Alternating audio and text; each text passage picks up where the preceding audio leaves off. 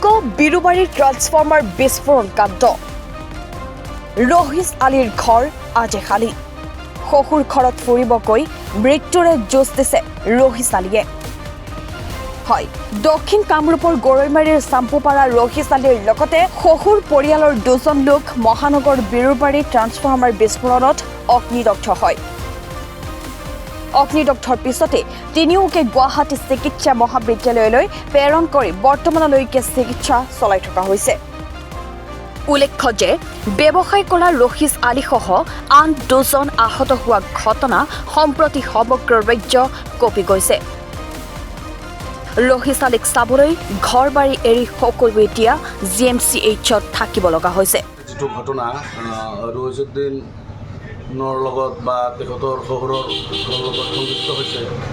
তো উক্ত ঘটনাত মোৰ নিজ মামা ৰহিছুদ্দিন তথা তেওঁৰ শহুৰৰ ঘৰৰ তেওঁৰ বৰগিৰিৰ ঘৈণীয়েক আৰু কণমানি ছোৱালী এটা ট্ৰেন্সফৰ্মাৰ বিস্ফোৰণৰ ফলত ৰহিছ মামা আৰু তেওঁৰ বৰগিৰিৰ ঘৈণীয়েক আৰু কণমানি ছোৱালীজনীয়ে বেয়াকৈ অগ্নিদগ্ধ হয় অগ্নিদগ্ধ হোৱাৰ ফলত তিনিওগৰাকী ব্যক্তিক গুৱাহাটী চিকিৎসা মহাবিদ্যালয়ত ভৰ্তি কৰা হৈছে আৰু আমি আমাৰ আত্মীয় স্বজনৰ পৰা অসম চৰকাৰৰ মুখ্যমন্ত্ৰী ডাঙৰীয়া তথা মুখ্যমন্ত্ৰীৰ হাতত থকা স্বাস্থ্য বিষয়ববীয়াসকলক আমি বিনম্ৰভাৱে অনুৰোধ জনাইছোঁ ৰহিছুদ্দিনক আৰু তেওঁৰ লগত আৰু দুজন মানুহ কণমানি ছোৱালী এটা আৰু তেওঁৰ বৰগিৰিৰ ঘৈণীয়েক এই তিনিজনক আমি উন্নত চিকিৎসাৰ বাবে আমি মুখ্যমন্ত্ৰী ডাঙৰীয়াক বিনম্ৰভাৱে আমাৰ পৰিয়াল তৰফৰ পৰা আমি অনুৰোধ জনাইছোঁ বুধবাৰ দিনা মোৰ মামা ৰহিছুদ্দিনে নিজ শহুৰ ঘৰত বিৰুবাৰী স্থিত নিজ শহুৰ ঘৰত আলহী খাবলৈ যোৱাত তেওঁ আৰু তেওঁৰ লগত তেওঁৰ বৰগিৰিৰ ঘৈণীয়েক আৰু 6 বছৰীয়া কণমানি ছোৱালী এজনীয়ে বিৰুবাৰীস্থিত ট্ৰেন্সফৰ্মাৰ বিস্ফোৰণৰ ফলত বেয়াকৈ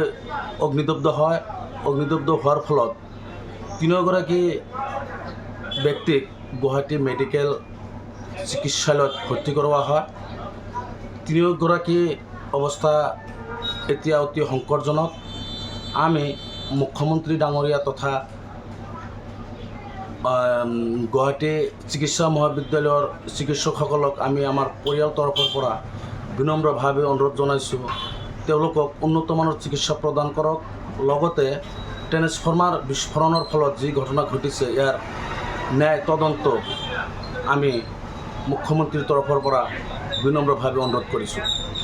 বকুৰ পৰা বুলবুল হুছেইনৰ ৰিপৰ্ট দি নৰ্থ ইষ্ট